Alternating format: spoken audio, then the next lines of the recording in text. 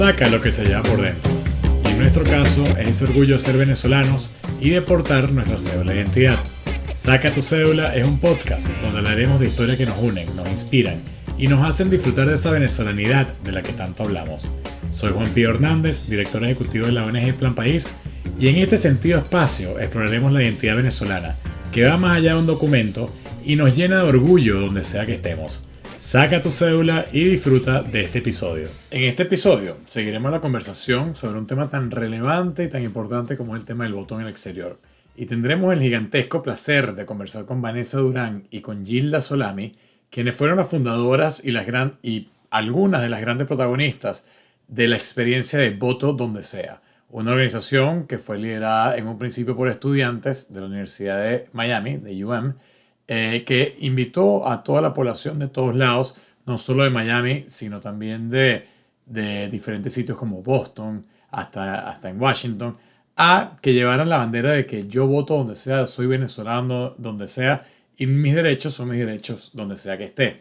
Ellos vieron el trauma que causó el cierre del consulado de Miami y fueron parte de los que lideraron ese gran esfuerzo, ese titánico esfuerzo para que los venezolanos votaran en esa elección del año 2012 y el 2013, coordinando autobuses.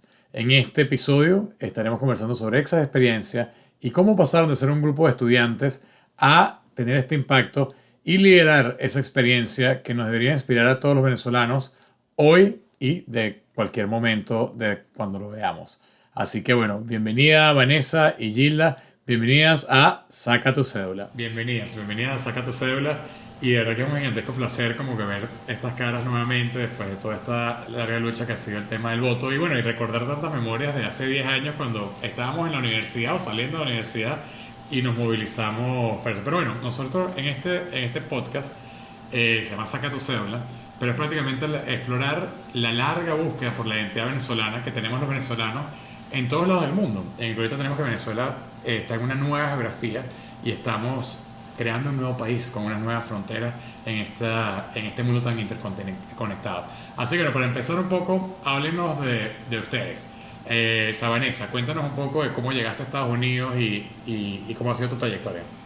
Seguro, y bueno, gracias por la invitación. Un placer estar acá. Yo me vine en el 2007 a Estados Unidos después de que me gradué del colegio. Estudié en la Universidad de Miami, Business y Marketing. Me gradué. Y bueno, estoy acá ahora, soy emprendedora, he emprendido desde consultoras de negocios hasta plataformas, un software, marketing y ventas, y eso es lo que estoy haciendo actualmente. Ah, buenísimo, muy interesante. ¿Y tú, Gilda? También llegué en el 2017 luego de graduarme del colegio. ¿En 2017 o 2007? 2007. Ok. En el 2007. Luego de graduarme del colegio, me vine para Miami y nos conocimos estudiando en la Universidad de Miami, de hecho. Ah, bueno, son compañeros de clase de Sí. UM.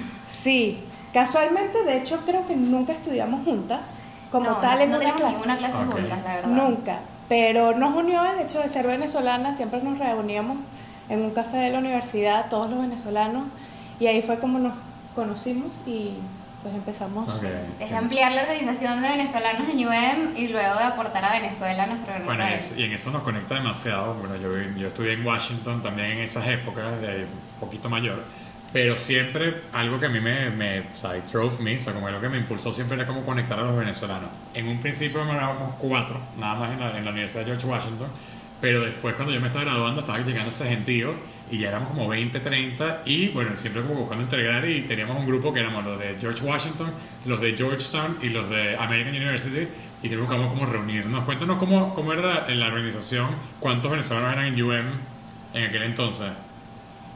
No estoy segura de la cifra exacta, pero sí era que éramos muchísimos, hacíamos ruido. Y cada vez éramos más lo que nos reuníamos. Entonces, y siempre, creo que el venezolano siempre se ha buscado. He visto en otras culturas que de repente cada quien anda como en su mundo. Y sobre todo en esta época estábamos buscando lo nuestro, ¿no? Entonces, hicimos una organización para justamente darle la bienvenida a los venezolanos, para facilitarles esa transición, porque muchos de nosotros nos vinimos forzados, no fue una decisión tan voluntaria de que era un mejor futuro en otro lado. Y bueno, creamos esto y hacíamos actividades, nos reuníamos y era muy bonito, la verdad, lo que lograron. Sí, ¿no? y también con otras universidades, como tú decías, con la Universidad de FIU, ellos también tenían su grupo de venezolanos y hacíamos caimaneras, eventos sociales, sí. íbamos a la playa juntos. Era eso, como todos estábamos muy nostálgicos de lo que nos arrebataron, por así decirlo, porque pues éramos muy felices donde estábamos, pero buscando un futuro diferente, un futuro mejor, pues migramos. Claro. Y al final estuvimos siempre juntos y en verdad mantenemos contactos con muchos de ellos, todavía tenemos un grupo enorme que nos escribimos de vez en Y cuando. bueno, y como hemos creado comunidades, ese cuento que ustedes están echando, nosotros tenemos el mismo en Washington. Y bueno, y que también de cierto esfuerzo que lo hemos buscado multiplicar por medio del Plan País. O sea, bueno, Vanessa, aquí es un gran honor tenerla aquí en este podcast porque Vanessa la conocemos, yo la conozco personalmente yo viví en Miami, me gradué en la universidad y vine a Miami. Y nosotros nos conocimos montando la primera protesta de Sin Mordaza, De acuerdo, de un ¿verdad? mundo sin mordaza aquí en Miami. Y lo más paradójico es que lo montamos, nos reuníamos Liz, tú y Mario de Giovanni, en el que montamos esa manifestación. Y lo más paradójico es que yo fui a la primera participación en Caracas, porque yo estaba en Caracas, fui a Caracas por un tema familiar. Y bueno, ustedes montaron eso acá y ahí se dio esa conexión. Y bueno, años después, en Plan País, que ustedes vinieron y tenían una convención, y bueno, en Plan País siempre buscamos hacer como ese espacio de encuentro de los jóvenes para hablar de una manera no partidista, de una manera de Venezuela y bueno, cómo reunirnos y hacer un diálogo estructurado de pensar en ese país. Tal cual, porque era esa búsqueda de, bueno, no solo estamos acá para manifestar, sino también de cómo encontramos soluciones aún cuando estábamos fuera, ¿no? Cómo nos sentíamos muy, bueno, actualmente todavía nos sentimos muy venezolanos. Bueno, justamente ese sentimiento de cómo aportar, cómo. No, totalmente. Bueno, y Plan País lo que empezó eso, como una organización que buscaba es como los ejes temáticos, sentar mesas de trabajo y todo eso. Nos hemos convertido en una organización en la que prácticamente hacemos dos cosas. Hemos analizado la diáspora venezolana por 13 años, sobre todo particularmente la diáspora jóvenes, la diáspora millennial, que somos la próxima gran generación, y hemos creado estas redes de trabajo y aprendiendo de las diásporas, de lo que hacen una diáspora exitosa, vemos que la diáspora exitosa hace dos cosas en particular. Número uno es que se mantienen vinculadas con el país de origen y creando estos espacios de encuentro, cultivando la cultura, dando como que cómo mantener conectado a Venezuela haciendo lo que estés haciendo, donde que se alineen tus destrezas, tus pasiones, que siempre esté como que ese en Venezuela es algo importantísimo y es algo que buscamos hacer en Plan País. Y también generando redes siempre, generando redes, que es lo que hacen en la universidad, lo que hemos hecho con estos 13 años. Y bueno, que bueno, por más que sea, nos estamos viendo, que tenemos 5 a 6 años que no nos vemos, pero somos parte de esta comunidad y somos parte de esta historia que nos comparte, que estamos aquí. Y bueno, de verdad que súper bueno reconectar aquí en este podcast. Total, no, y me encanta y felicitaciones por todo lo que estás haciendo, demasiado, es como si el tiempo no hubiese pasado, Es no un nos equipo, vemos. es un equipo que ha pasado varias, como todo, y varias cosas, varias personas y bueno, y varias experiencias aprendidas, y eso es algo que bueno, que esta lucha ha tenido tantas experiencias aprendidas, y esta construcción de nuevo país, en esta nueva geografía, en esta nueva diáspora, son muchas experiencias aprendidas. Y bueno, en esas experiencias aprendidas, de la que venimos a hablar el día de hoy, ya que con todas las discusiones que se están dando, nos ha hecho recordar a muchas de las organizaciones que puede que ahorita en estos momentos los liderazgos y las personas estén haciendo otras cosas, pero esa experiencia está, como fue todas las grandes cosas que hemos logrado como sociedad civil en Miami, en Houston, en Washington, en Nueva York, que en su momento, hace 10 años, éramos el principal centro electoral, el principal país de la diáspora. Hoy en día la situación ha cambiado muchísimo. Y bueno, pero por más que sea, hay esas lecciones aprendidas que se pueden comunicar, que se deben comunicar. Tenemos que contar esta historia para también los nuevos países que tienen una gran cantidad de venezolanos. En el año 2012 hubo un esfuerzo que se llamaba Voto Donde Sea, que era liderado aquí desde Florida, en el que fue liderado por Gilda y Vanessa Durán. Y queremos que nos cuenten un poco la historia. No quiero brincarme acá, así que cuéntanos, Vanessa, un poco de dónde nace la idea de Voto Donde Sea y cómo fue esa historia. Seguro, bueno, con nosotros dos y con otras 3 personas que no están aquí presentes, pero bueno, apreciamos muchísimo y todo nace por, primero, un deseo de aportar, ¿no? Eran las elecciones parlatinas, ¿de acuerdo? Y En el estábamos... 2010. es, O sea, son las elecciones parlamentarias en el que el voto del exterior nada más puede votar por el par latino y también por el representante indígena. tal cual. Sí. Y había una gran cantidad de venezolanos registrados, no tanto como actualmente en ese entonces, y nos frustró mucho. Nosotros estamos apoyando como voluntarios en esas elecciones y nos frustró mucho la participación. Decíamos, no puede ser que esto esté pasando. Entonces decidimos hacer algo al respecto, decidimos juntarnos y ver qué podíamos hacer para promover el voto en el exterior, porque independientemente del partido político al que pertenezcas, nos parecía importante que, aún estando fuera de Venezuela, fuésemos partícipes de la construcción de su futuro. Entonces, así es como nace Voto Donde Sea, con la misión de promover la democracia en el exterior, no solamente en Venezuela, porque sabemos que eso afecta también a la región. Y bueno, empezamos a decidimos hacer actividades desde ayudar a los venezolanos a registrarse. Hicimos jornadas donde organizamos junto con Beatriz Olavarría y con otras personas el promover el que se registraran para votar y luego el facilitar el voto, desde informando hasta traslados, por todo lo que pasó luego en Miami. Un poco esa fue la historia, no sé si... Sí, en aquella época había mucha desinformación.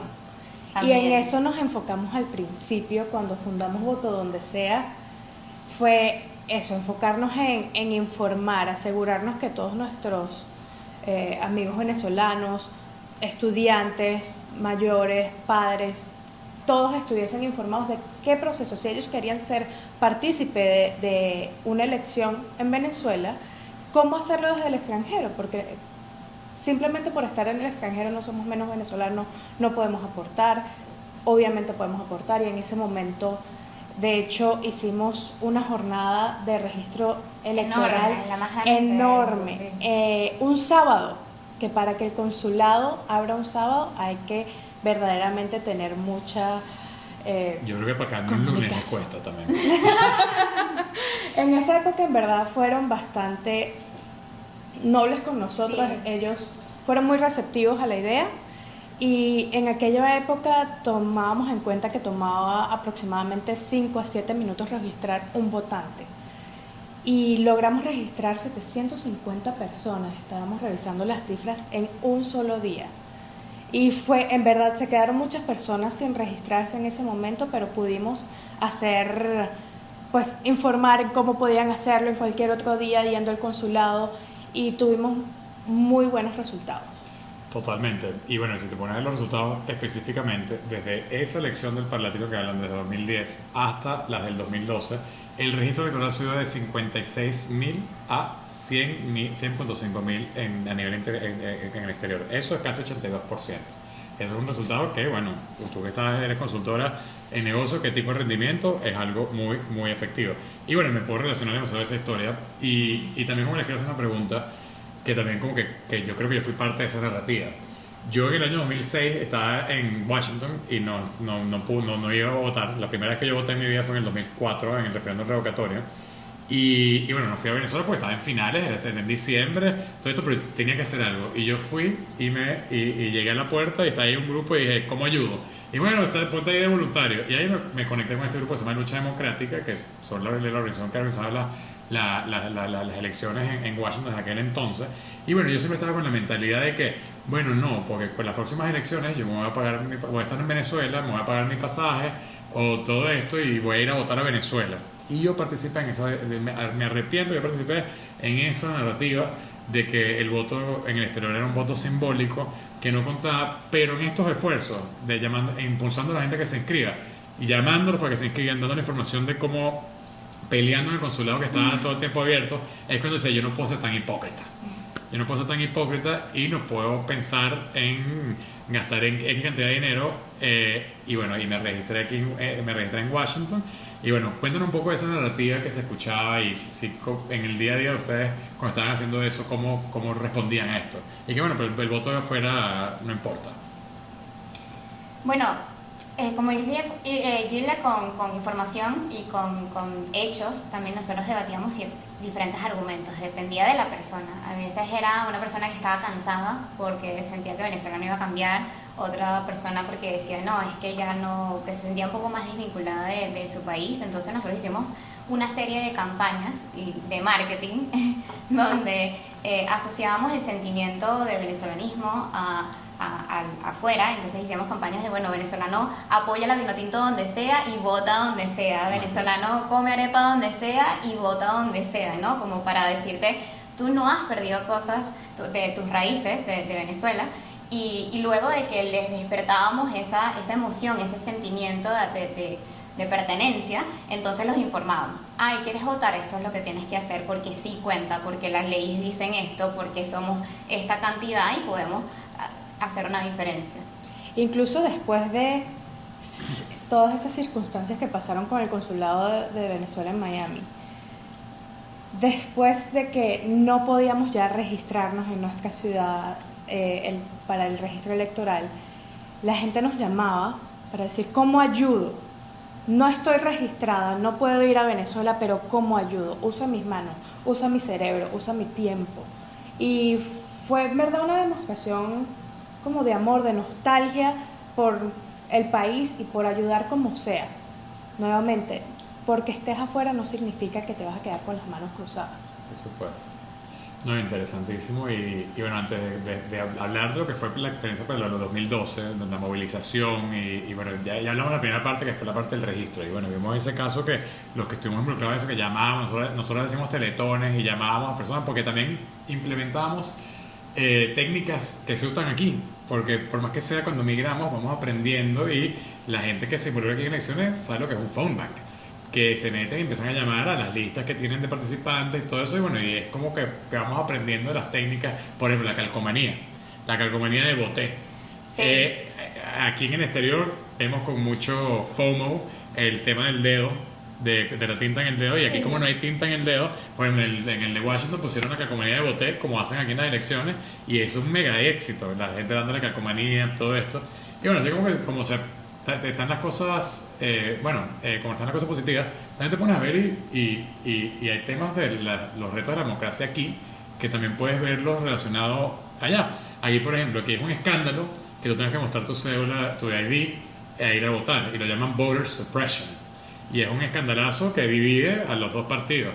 También aquí tienes de que automáticamente tú te puedes inscribir en donde estés, y sin importar si tengas ID o no. Cuéntanos un poco de esa experiencia de la práctica de la democracia acá y los retos con la experiencia que han sido votar donde sea. Bueno, una de las cosas que me ha sorprendido mucho que hacen acá es cómo facilitan no solamente el registro, sino también que votes. O sea, acá, por ejemplo, puedes votar por mail. O sea, tú tienes una plantilla y das tu votación. A los venezolanos en Voto Donde Sea no teníamos esa facilidad de, mira, no importa, si no puedes ir al lugar de votación o anticípate, vota por mail.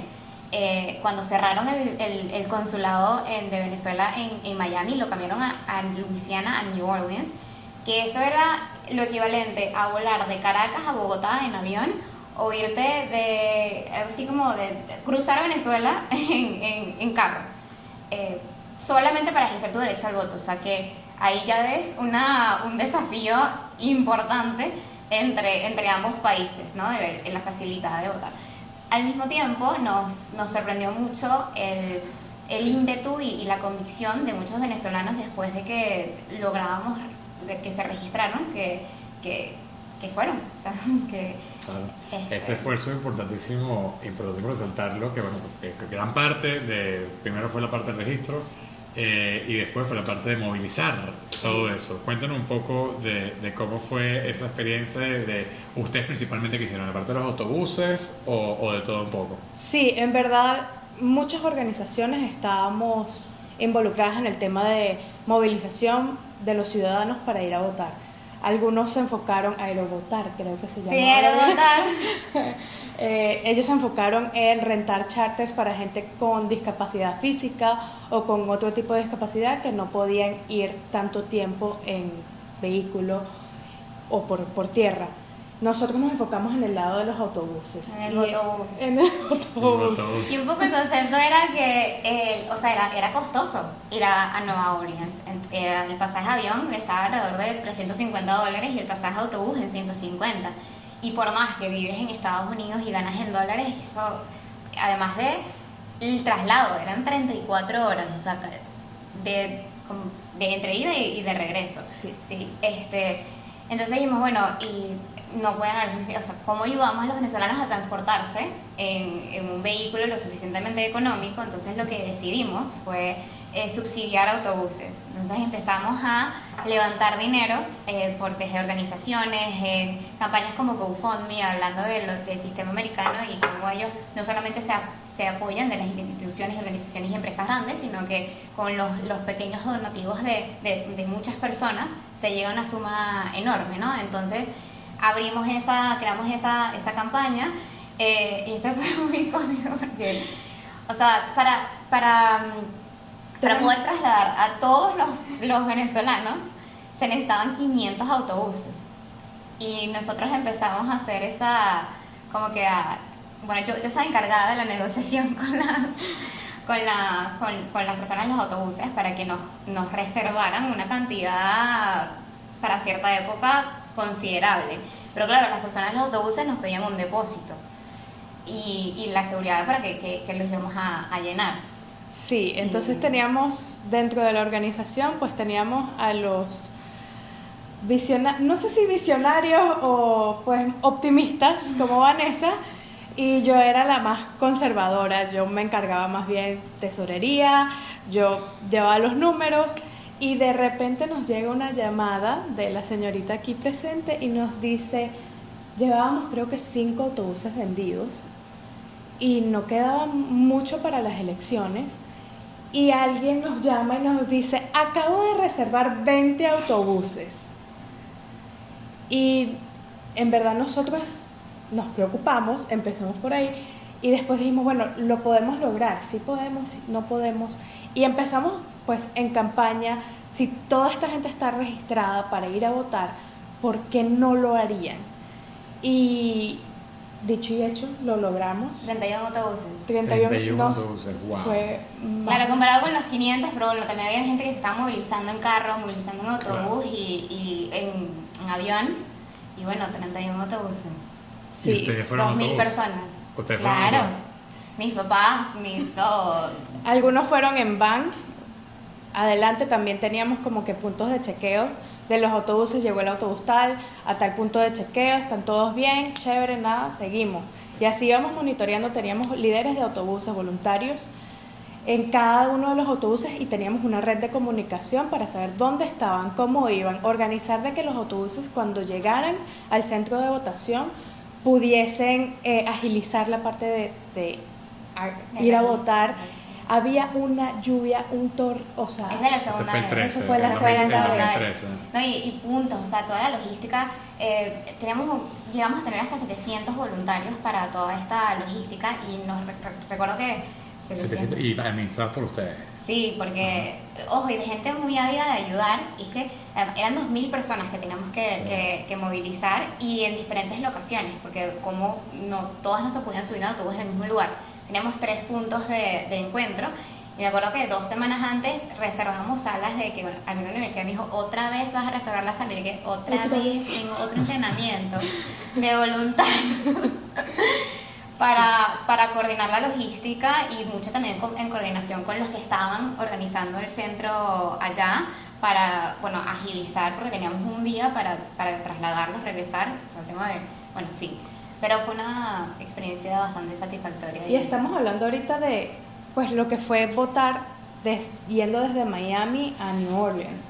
Pero también teníamos voto donde sea en diferentes países. Es verdad. Y en diferentes ciudades. En diferentes países. Washington estaba y bueno, yo me recuerdo que, bueno, cada ciudad tenía como que sus diferentes grupos. ¿Cómo pasa? Son estos temas diaspóricos y pasa mucho. Si uno estudia las diásporas, siempre hay como cada quien, al final de estos grupos son grupos de amigos, son grupos de todo esto y por eso es importante la creación de redes. La creación de redes, y por mí me acuerdo una anécdota en el 2012 en Plan País, en el segundo Plan País, que yo era el coordinador de la conferencia, en el que está Voto Boston, Voto donde sea, Voto joven, voto Washington, o sea, todo esto, y está como que un cuestionamiento de quién se iba a montar en la tarima a hablar del voto. Y en qué momento se ponen las cosas. Y yo me acuerdo, o sea, como el equipo de Plan País le puso la condición: si van a montarse, se van a montar todos juntos a hablar de esto.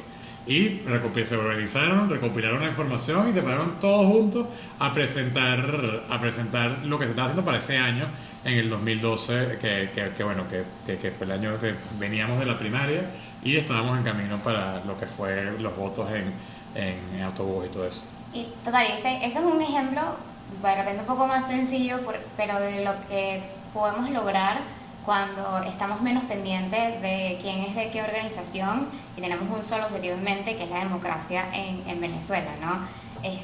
Y bueno, eso, una de las cosas que me encantó de haber vivido esa experiencia fue ver cómo, independientemente de los diferentes partidos políticos, de las diferentes organizaciones, por lo menos en Miami, se vivió muchísimo la colaboración y el cómo trabajamos en equipo para lograr ese objetivo común, ¿no? Entonces...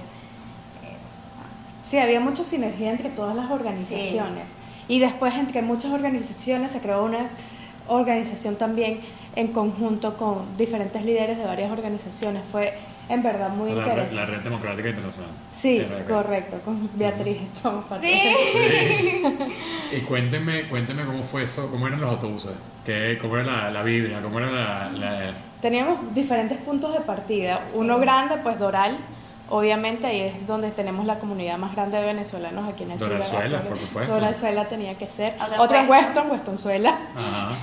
Y teníamos varios puntos de partida, voluntarios en cada uno de esos puntos, como líderes voluntarios que ayudaban algunos hacia la comida, dependiendo del tópico, cada quien se encargaba de algo. Y al final todo resultó, como te digo, teníamos esta red de comunicación de los autobuses y los líderes de autobuses que nos iban comunicando por dónde iban. En aquella época, pues, a pesar de que fue relativamente reciente, la tecnología no estaba como, no teníamos WhatsApp, era creo que más que todo BlackBerry, algo así.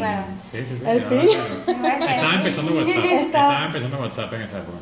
Pero bueno, y la experiencia en los autobuses, o sea, yo me fui a uno de ellos, además uno de los primeros, que llegamos como a las 6 de la mañana, jamás se me va a olvidar.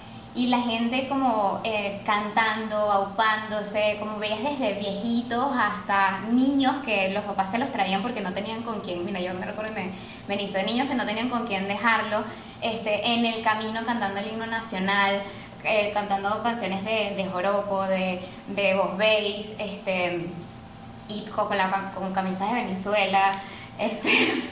Definitivamente, ese arraigo que nos une. Sí. Ah, bueno. Sí. No, totalmente. No, y eso es la parte como... o sea, una parte paradójica para nosotros de nuestra generación es que vemos que, por ejemplo, la generación de nuestros papás tomó la democracia un poco como que for granted, como dicen acá. Y uno cuenta, por ejemplo, de que hay algunas personas que no participaban mucho, que por ejemplo... Rafael Caldera fue electo en el año 93 con 30% de los votos en una elección que tuvo una abstención gigantesca, o sea, la última elección antes del 98, y por más que sea como que el proceso migratorio también influencia ese tipo de cosas. Por ejemplo, yo sí veía en familias de todo eso que sí estaba mucho esta parte de abstención, de no participación, etcétera, pero del lado de mi mamá somos cubanos, y en el que siempre hubo como la tensión y todo esto, y bueno, y entonces como que era donde se hablaba más y después sale, y aquí vemos que en Estados Unidos tenemos ese nivel de influencia de la comunidad cubana en la participación y todo eso, y ahorita los venezolanos también estamos siendo como una fuerza democrática. Vemos en la última encuesta de Latinobarómetro del año 2021 en el que habla que los venezolanos somos el segundo país de Latinoamérica que más apoya la democracia, con todo y que llevamos 23 años en dictadura.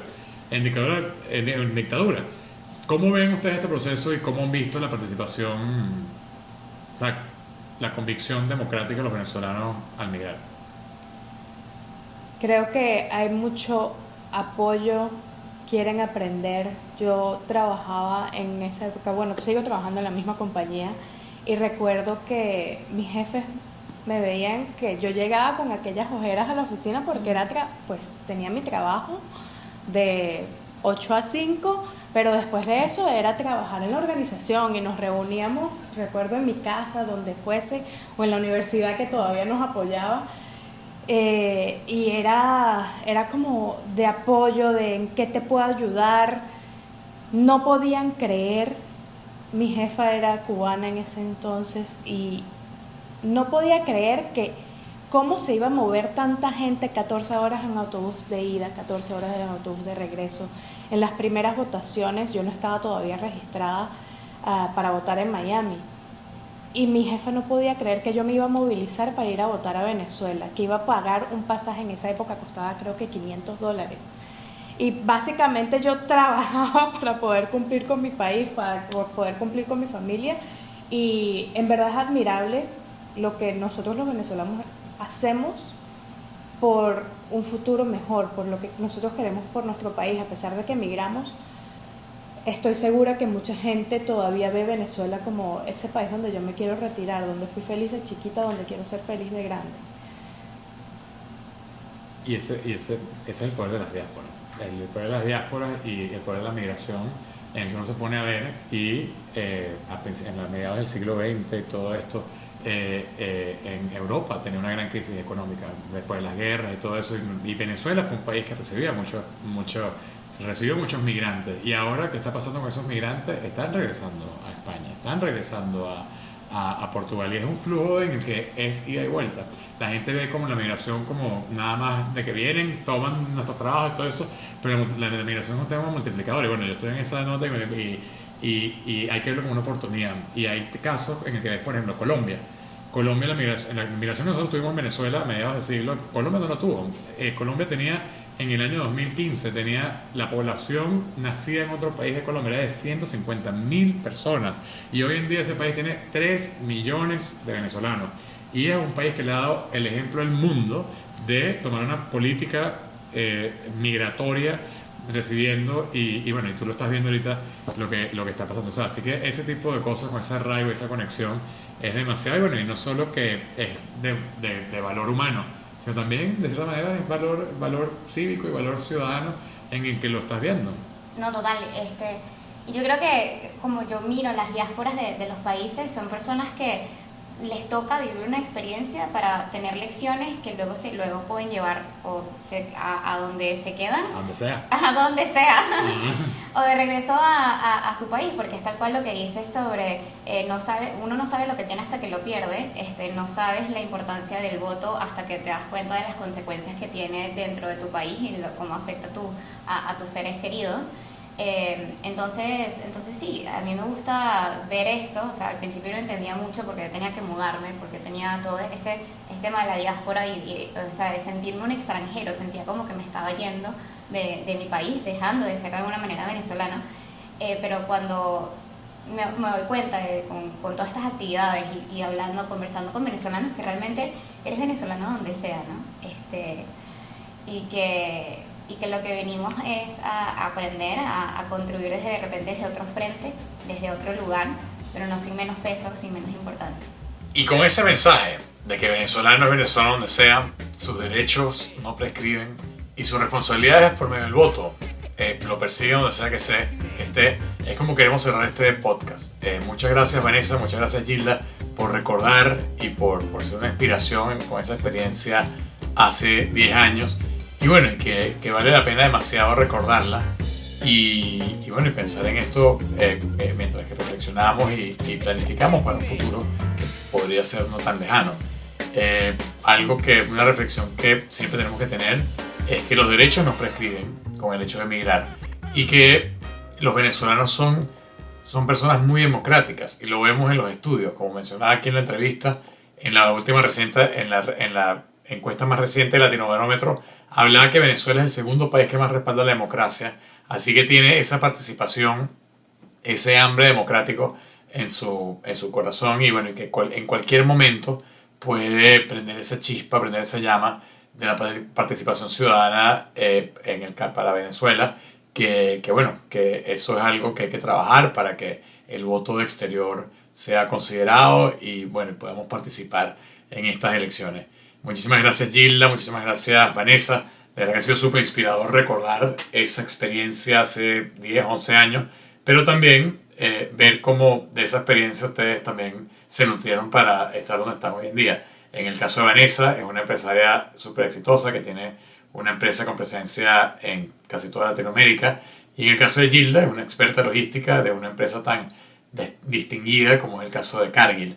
Así que podemos ver cómo este tipo de experiencia, este tipo de casos de éxito son algo que te pueden nutrir desde que eres estudiante y bueno, son experiencias que traes para tu vida profesional y tenemos que en el caso venezolano tenemos profesionales de muy alto nivel que tienen ese compromiso y que bueno, que cualquier momento, de acuerdo a la coyuntura y alineado con el liderazgo correcto y las diferentes actividades, podemos lograr grandes cosas. Así que muchas gracias por esa inspiración, muchas gracias por este recuerdo de esta experiencia y bueno, y seguiremos en sintonía para futuras colaboraciones. Así que muchísimas gracias y bueno, y a todos, muchas gracias por escucharnos en esta edición de Saca tu Cédula. Saludos.